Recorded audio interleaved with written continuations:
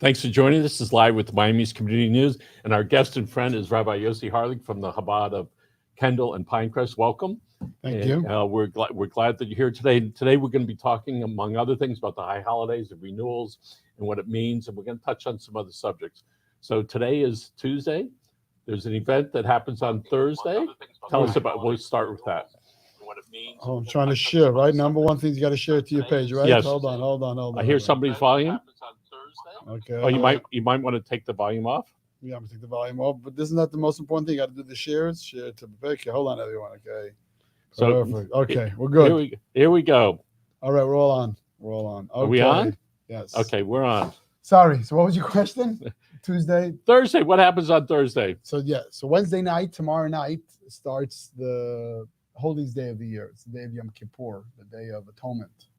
And this goes back actually into biblical times when the Jewish people were in the desert and they sinned with the golden calf right after they got the 10 Commandments. And God said, you know what? I made all these miracles and you still are not following me. You know, it's like you get married and you have an affair the night of the wedding. So he just took them out of Egypt, had the 10 plagues, gave them the Torah, and the next thing they're bound down to idols. So God said, forget it. So Moses prayed on behalf of the Jewish people. And first, God didn't want to forgive. Eventually, forgave them. And that was actually the 10th day of Tishrei, which starts tomorrow night, is the day of forgiveness. So even though you could really repent every day we're supposed to repent, but then there's a 24-hour period or 25-hour period where your focus is on repentance and renewal. And it's not a sad day. It's also a happy day because we know that God will forgive us. And one of the things that signifies to outsiders is that on Wednesday evening, at a certain point, you're not supposed to eat anymore. Correct. What's the significance of that? Right. So there's numerous things that we don't do on Yom Kippur. It's a fast day. It's not the only fast day of the year. We have a few fast days. But one of the reasons is you notice that when you don't eat, you become very uncomfortable, can't focus at work, and you realize how dependent you are for a little bit of food. This big, successful person has everything going for them, but if you don't have a little bit of food in your body, you can't exist. And it reminds us that, everything is not us. We need other things to make us who we are and to appreciate what we have and to turn to God. We take for granted we have 3 meals a day and we have food and we have our health. So it makes us more sensitive to other things. And we know when we go to get some medical procedure and say, no, don't eat after 10 or 11 o'clock. Once you get past that 6 a.m. to 9 a.m., you're going, okay, it's okay. But then you realize that the habits that we have, all right, take over, right? So it certainly gives you pause about what you're doing in life. Correct. And you say, okay, I'm paying attention to some other things and not on the food, to allow some space in your head so that you can contemplate. Correct. So tell us about the services that you're going to be having. Right. So 3 months ago, we planned on having regular services. Everyone will come to synagogue. Everyone started feeling more comfortable. But as we know, what happened the last 2 months, things changed, and the Delta came our way. And so what we're having right now is people come to services. We get the test before, a rapid test on site, and they have to wear masks. And people come. A lot of people are still uncomfortable coming into close proximity with other people. Some people are comfortable, so we're trying to make it as safe as possible. We don't do Zoom on Yom Tov, and like what we're doing right now is because it's not the holiday. We don't do it on the Yom Tov. So we see in the last 18 months or so how we've adjusted, and even the adjustments we're adjusting. Who would have thought 6 months ago you're going to get a test before you come in, wherever in was. Right. And with all the at-home testings, it's pretty easy to do that.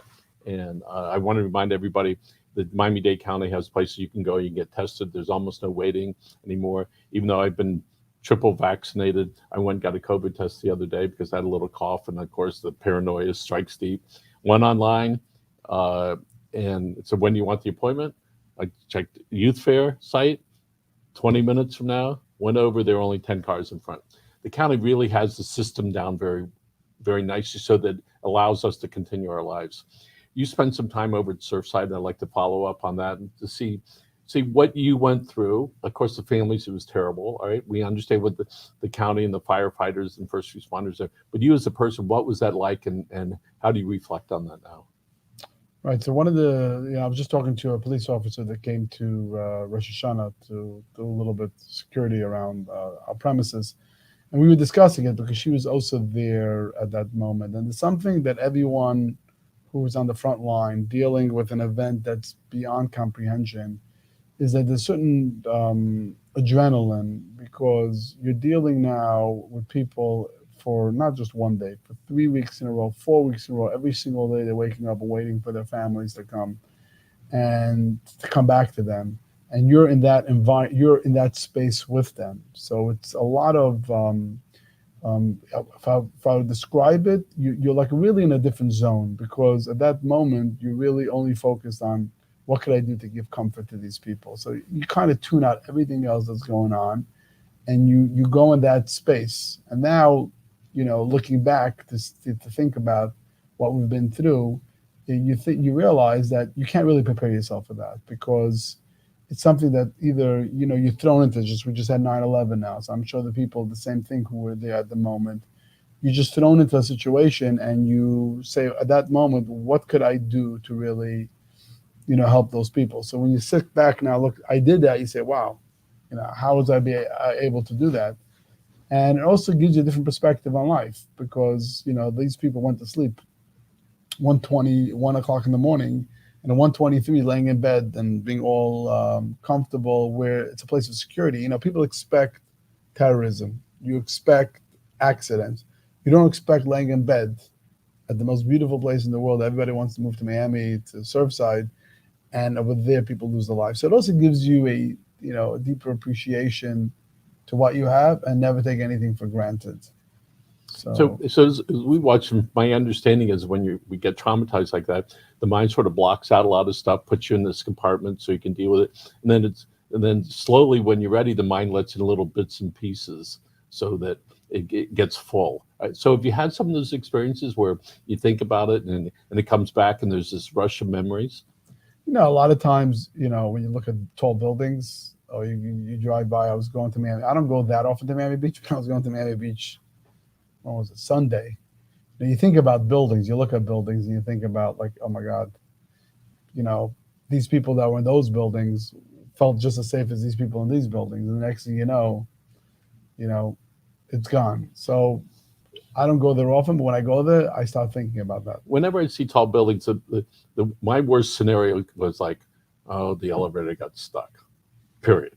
That would be the last thing or the worst thing that could happen. So now we know that lots of things can happen, and we're thankful that we're alive.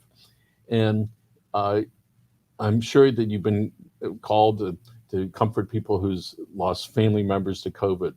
What is that like when they realize they're sick and the possibility that they may not get out of the hospital?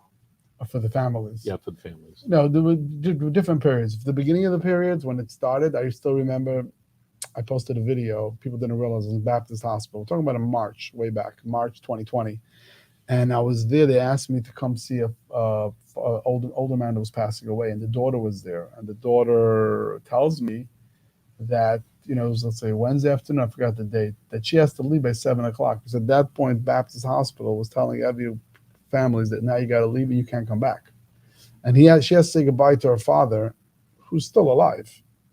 They said he doesn't have a lot of time, but it's going to be 3-4 days. And I'm walking out of the building saying, people are saying goodbye to their loved ones, and they're not going to be able to be with them when they pass away. It's the moment you want to have family members around.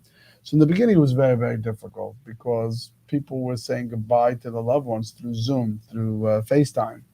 And, very trauma. I mean, I still speak to families that have a lot of trauma from, PTSD from experiencing having a loved one pass away all alone.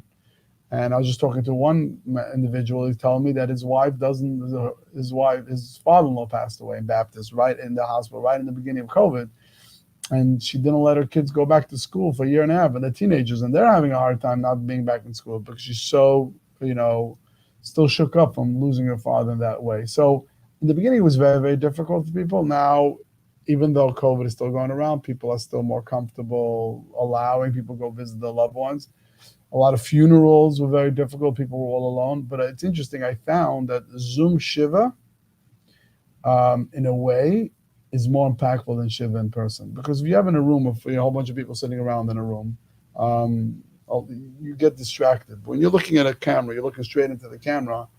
People, I find, are listening much more with Zoom, Shiva, and people could be from all over the world. People get on. That's certainly one of the things that we learned. So here we have the high holidays. We have had a lot of trauma. Right. By the way, folks, if you're feeling particularly anxious, you can call 211. They can help you. Speak to your mother, your father, your sister, your brother, religious leader, a mentor. All right, because whatever you're stressing about, it will get better.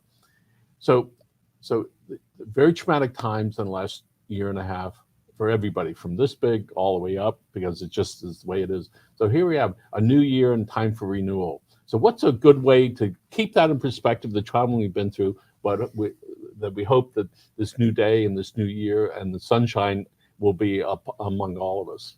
Yeah. So one of the most difficult things in life, I forgot the phrase, I can get it right, is, in life, it's always the second mountain that's the most important mountain to climb.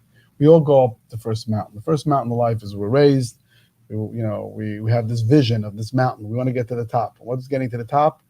Married, have kids, start a family. That's getting to the top of the mountain.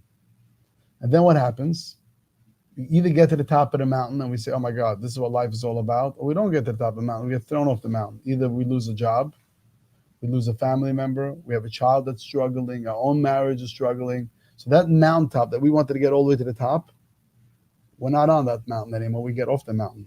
And we sometimes fall down in a pit. We fall down in a valley. We fall down in a very low place. And all of us get knocked off the first mountain that we climbed. And it's the second mountain we really become who we are. And everyone got knocked off their mountain. Till a year and a half ago, you could say, a lot of people say, no, I'm going up my first mountain. Life is great. But everyone got knocked off the first mountain. But the real you comes out climbing up the second mountain. And that's really our mountain in life that they have to climb. And you could have been knocked off because of COVID. You could have been knocked off because your marriage fell apart. Something's wrong with a child. Something's wrong within yourself, that you're going through some mental issues. But a person has to realize this second mountain they're climbing is the real essence of who the person is going to be. And that's a very impactful thing. And you look throughout history, the greatest people that accomplish great things will always say they got knocked off the first mountain and they fell down into the valley, but they were able to get back up and climb the second mountain. That's my message I gave this year Rosh Hashanah to everyone. I said, guys, we all got knocked off a mountain, but don't worry, but the mountain is not really the main mountain. It's the second mountain that we're climbing is the most important. So what is it you can say to yourself that, you've been to the top and then you got knocked off and you're laying down in this valley, which is deeper than when you first started? What is it you can say and do so you get the energy and the spirit to start climbing the second mountain? So for starters, it's very, very important that a person should realize that they're not a failure. They should realize that this is what life is. Life is about, like you're going to, when you're dead, when it's a flat screen, it goes ups and down. And I came down here is because this is part of my mission. That I lost my job or I'm struggling, whatever I'm struggling with. This is part of my mission in my life. Michael Miller, you have your mission and your challenges. This is Michael Miller's journey. Yossi Harlig has his challenge. And you know what? The challenges change from year to year. The challenge I never expected, I had last year, and some challenge I don't expect what's going to come up the next year. But I look at it that this is my mission. And I get this inspiration from someone in the Bible. Joseph. Joseph was sold out by his brothers. You ever heard that story in the Bible? His brothers sold him. Where were you in Bible school? What can I tell you? His brothers sold him to Egypt. Eventually he saw his brothers and he told his brothers one line. He said, you sold me to Egypt. God sent me here. Meaning he realized he's not a slave to a situation. You could look at two ways. Either you're buried in the ground or you are in the ground ready to start growing. You understand? You can be either buried in the ground or you can start growing. A person has to say to themselves, I'm in the valley, but right now the best part of my life is about to start. And it may not be an easy road, but I'm going to accomplish really what my mission and purpose in life is. I mean, you can think about it in your own business. Look, do we believe, me and you sitting here by this table, we should sit alone in the back office and talk. Now we're talking and there's thousands of people that watch us. So at our house, we're cleaning up part of the backyard. and it was a jungle. We let the banana trees grow and the grass grow. It was good as a jungle. And then we made a decision. It was time to let some light into the backyard. And in order to get that done, we had to remove all the stuff that was there. We removed all the bushes, the banana trees. We had to bring in a backhoe and straighten it out, put in a couple drains. And now the grass is down. And we water it every day, except for when it's raining. And it's beautiful. But we had to go through the trauma of that. I love that analogy, but that's what we're talking about. And it was But anyone that's watching this, I want them to know that everybody gets knocked off the mountain. There's nobody, the most successful people. If you're batting 200, 300, you're doing good, right? There's nobody that doesn't get knocked off. You think you're the only one to get knocked. Some people's valleys are deeper than the others. There's an old saying, oh, that actress, or actor, look, he's such a success. He did it in 5 years. Yeah, 5 years plus the other 30. All right, that came before that. Right. So here we are, right? A new year's coming, and then the calendar years in a few months. I've always thought of the school year, all right, and maybe there was that religious connection to it, perhaps, all right, that this is the new time, this is the new year, this is when people are back to school and learning again. It's more significant today than it's been in my entire life of like people getting back to doing things. And of course, we had this recent surge, and when I would talk to the doctors, when do you think the surge is going to be over? And they told me in August it's going to start going down in September. How do you know that? Because that's the way it works. You're up at the top, and it comes down. In this case, we're all feeling a little bit better, right? But we know there's going to be other mountains and other valleys, all right? And in this case, we all are acutely aware of it. One of the great things that happened for us, we learned how to navigate with COVID. And it took us a long time. We said, okay, we can't do this, we can't do that, we're going to be tested. Most people in Dade County, almost 70% have been vaccinated now. And it's a tremendous number, all right? And hospitalizations are way down. But I look at these little kids whose parents have been with them constantly. And you have a group of children as well. And that becomes stressful for everybody, not just for the kids, but for the parents and vice versa. So we know this school year, hopefully the kids will have some protection for them. And it looks like people are starting to get normalized again. And if you were going to tell this, whoever it is that are on the top of the mountain, right? What is it? And the valley's not there. They don't see the valley. And you're having a conversation, deep, intimate conversation with somebody that tell you everything that is good. What kind of conversation would you have with them in preparation of, we know what's on the other side of the mountain? Because when you're on the top, we know that you have to go down someplace, right? That's just the way mountains are constructed. So what kind of conversation would you have with somebody like that? In life, a person has to be prepared for every incident that happens in life. That's the most important thing. But unfortunately, sometimes you can't prepare people for things because things happen and they kind of get knocked down and they have to figure out how to stand up. You want to kind of tell people that no matter what happens to them, they have the capacity and they have the power either for themselves or through help outside of themselves to get back up and to be able to be successful. In marriages, everything is great.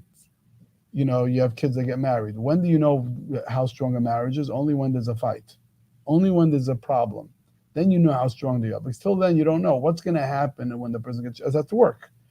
Everything is great at work until there's a challenge. So how do you know if someone's really a good worker? How do you know if he's a good partner? We have a challenge, and we can get back up and get stronger. That's how you know. And you get much stronger that way. So you want people, especially young people, you never know when they're first tested, the first time they're rejected, they don't get into the college they want, or the boyfriend or girlfriend breaks up with them, or they don't get the job they want, or they feel they didn't get the award they want. How are they going to react to that? And those are things that you have to, instill in people, that their value doesn't get changed, who they are based on what happens to them. It's really how you react to what happens to them, and just continue to do the right thing. And if you do the right thing, things are going to work itself out. I just had an amazing story. So before Rosh Hashanah, we give out, especially the last 2 years, a lot of people are celebrating the holidays at home. There's like a little box with instructions how to do your Rosh Hashanah meal, the high holiday meals, some prayers. And I was debating, should I give it out? Should I not give it out? Should we send it out? Should we not? Who should we send it to? Who's going to be home? And I did it, but I didn't give much thought into it. I get a text from a lady, and she tells me, "Thank you so much for sending it to me. I've been going through a very hard time in life. I've been struggling to the point that I'm suicidal. When I got that box, it reminded me of people are thinking about me and caring about me. I read everything in it. I can't thank you enough." And I'm thinking to myself, did I really know this person? I don't know. But you just want to be there for the people. That when they fall down, you want to tell them there are people out there that care about you. And the interesting part with that, because you never know the impact, right? Correct. And we as people give, right, without even the concern about then somebody has to tell me about it, right? Correct. Nobody has to tell us about it. You do it because you think that it's the right thing to do. Correct. And every once in a while, some great things happen. And we've seen that a lot, especially in this environment here, where people are under a lot of stress and they start crying and they start talking about things. But then, 10 or 15 minutes later, they're back up again. Now, you ran a few marathons. Yeah, but I'd like to share the story that happened in this show with me and you. I was meeting someone a few weeks ago who had to give up his career. He had a very successful career in a certain industry, in the food industry, and he knew a lot of people, and he had to give up that career because of COVID. And he tells me, so I said, "So what are you doing?" I said, "I want to tell you something you shared by the Michael Miller show, by this show that really had a big impact on me." So it was like a month ago, maybe 6 weeks ago, you told me, "Rabbi, right after the show, you can meet Don," I mispronounced his name the first time, but Don Francisco, you can meet him. And I didn't know much about him because you have to be north of 80 and not from Brooklyn to know Don Francisco. Did you know who he was before he came to the show? I saw him on TV a few times. Correct. And I remember meeting him when he came into this office over here. 53 years on Spanish TV. I know. So I remember meeting him yes. when he walked in. He told me he's Jewish, his Jewish name. And then he tells me, this week's Torah portion is Akev. I'm like shocked. Like, Mike, if I ask you what this week's Torah portion, you say, what does that even mean? The question, right? I'm not that I'm here to out you. And he goes on in the show. I remember the back room, and he said something. Sometimes you hear a lot. There's one point he said that had a big impact on me. And when I repeated, that person told me it had a big impact on him. He said he ran a show for how many years? 52 years, 56 years? And then he retired. Now, you would assume someone that did so many years, he's maybe in his late 70s, he would just every morning look at TV and just watch his reruns and just feel good about himself. And he said then that he couldn't do that because he knew that whatever his career was to that point is not relevant anymore. What am I going to do with my life right now? That's what he said. What am I going to do with my life right now? And I got to make it every day meaningful. So this individual sitting in my office telling me, when you said that story from Don Francisco that you saw there at the Michael Miller show at your studio, it had a big impact on me. So I started thinking, okay, so I ran a good career for many years, and I could live the lifestyle I live modestly without it, but that's not relevant anymore. What am I going to do today from tomorrow? So anyone that's watching this show has to ask the same question. No matter what stage you are in your career, what am I going to do now? As long as I'm alive, as long as God put the soul back in my body, how am I going to make this day the most meaningful day? So one of the things that has occurred to us here, the difference we have made in so many people's lives by inviting them onto the show and helping them face their concerns, some of their fears, and being open and being in a conversation to where they don't feel in control, but then they realize after a little while, they feel better, and it happens frequently. And so one of the things that we understand is being able to help other people do some of the things that they want. And that's what we do, helping other people do what they want. Now, a few years ago, you decided to run a marathon. And what caused you at that point to say, I want to do a marathon? My personality is I always like to find something to push me out of my comfort zone. It's like I always like to challenge myself. Some people love, knowing everything is predicted. I love going somewhere that I don't know how it's going to work out. And that gets my adrenaline going. So I figured, Jewish guy, a rabbi, I can't shoot a basket. I can't hit a baseball. The closest thing I could do something athletic is run. And I think I was running a little bit then, like maybe a mile or two a day. And me and you were sitting there, and I said, if Michael Miller could run a marathon, this Zhlub White, but not like a Zhlub White, but if he could run a marathon, I remember you encouraged me, and then you brought the vice mayor? Yep, Josh Liebman. Josh Liebman. A very giving person. I called him up. He came right over. Came right over, and it really taught me a lot running a marathon because, it also teaches you that mental state is more important than even your own body. Because when I was training, I'd end up running a New York marathon, a few halves. First, you would think I can only run a mile. I can only run 2 miles. And then every day you push up a third mile and a fourth mile. And it teaches you a lot of it is what you set your mind to. And it's mental. And the mental takes over. I was cramping many times during marathons. When was most of your training done? What time of the day? Early, 4 Like in the what? morning. And then I remember when I was training for the New York Marathon, it was the summer. I was getting up like 3:30 in the morning, running those long, boring 18 So miles, at what 20 miles. point on your mission there did you realize I can do this? At what point did you say, I got this thing? I think once you run like 5, 6 miles, then you 7, then you realize, okay, it's just running more, and you realize that. But it teaches you, and also teaches you can't do shortcuts. Meaning, if you try to kind of not stretch and cut things out, you're always going to get injured. So it taught you a lot of things. Number one, your mind plays a very important role. What you're determined to do. A lot of times people say, "Well, I can never do it." I say, "You're right." So why do you say it? I said, because you just said you can never do it. But if you set your mind to it, you can accomplish a lot. Now, can't jump from the ground to the ceiling to a 20th floor roof. I mean, you got to be within reason. If I say I set my mind, I want to be a quarterback in the NFL, I can't. But it has to be within reason. Pickleball, baby. What? Pickleball. Pickleball, yes.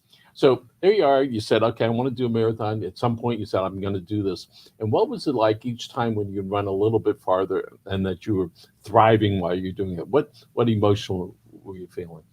Right. So it's always a very, anything you do that, they always say, do your hardest phone calls in the first thing in the morning because it gives you that adrenaline.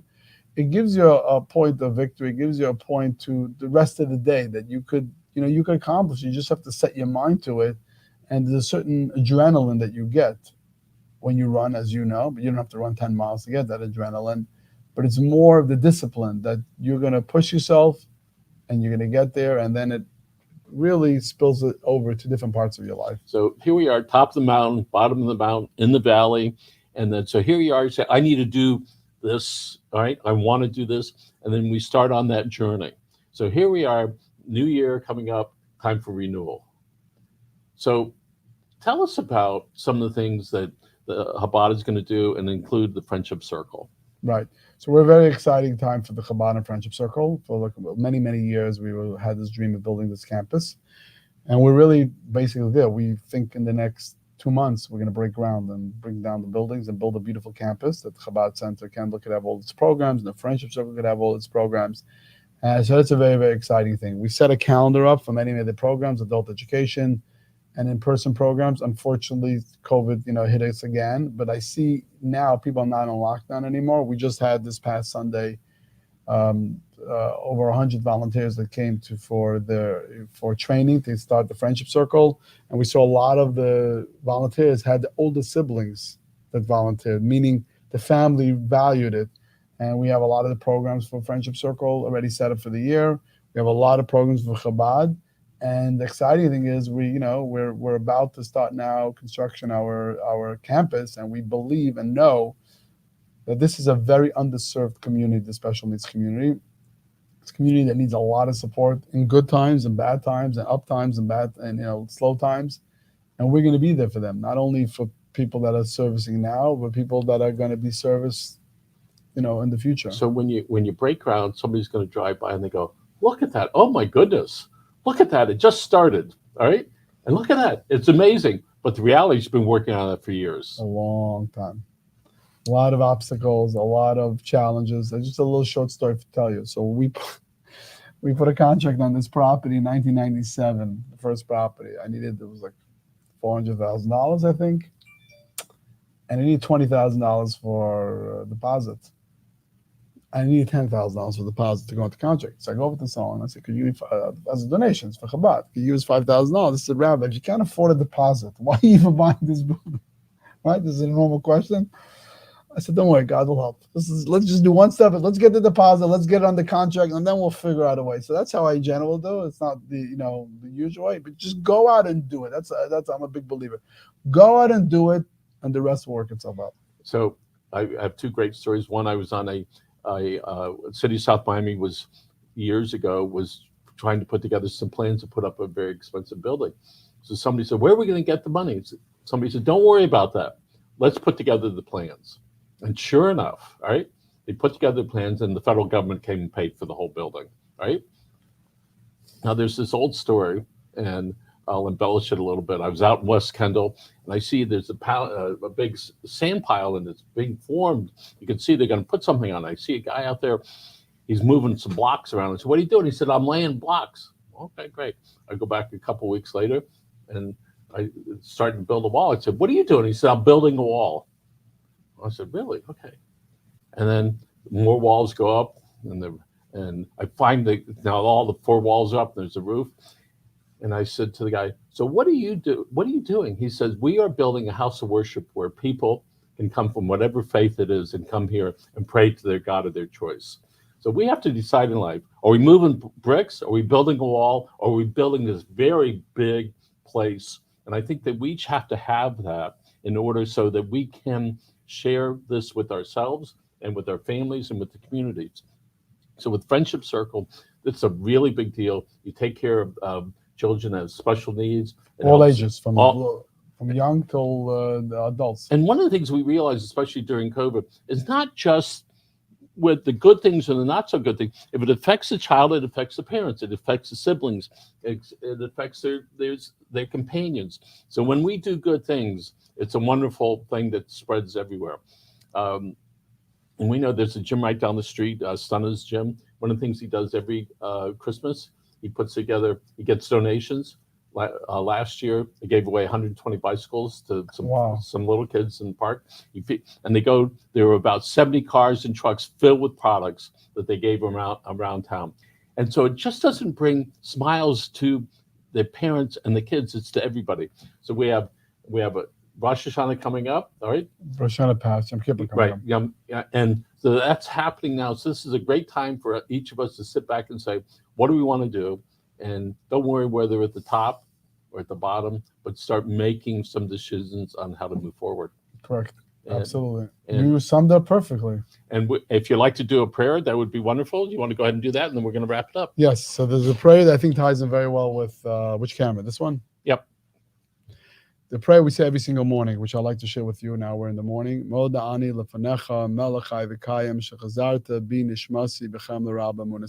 pray to you, Lord our God, and thank you for giving us back our soul in us and having trust in us that we're going to make this day a great day. So if our soul came into the body, which if you're all watching it, it happened to you. We have to ask ourselves, how are we going to make this day the best day of our life? And how are we going to make this day the most impactful day of our life, not only for ourselves, for everyone around us. The new year brings a new beginning, gives new opportunities, and a new focus on what is my mission and what are my purpose in life. And what we got to do is just keep climbing that second mountain that we have in our life. And if we get pushed down, get right back up and continue climbing, because this could be the most important climb of your life. Rabbi Yossi Harlig, thank you very much for your friendship and for what you do to the community. Folks, have a great day. And Andres, thank you for your expertise behind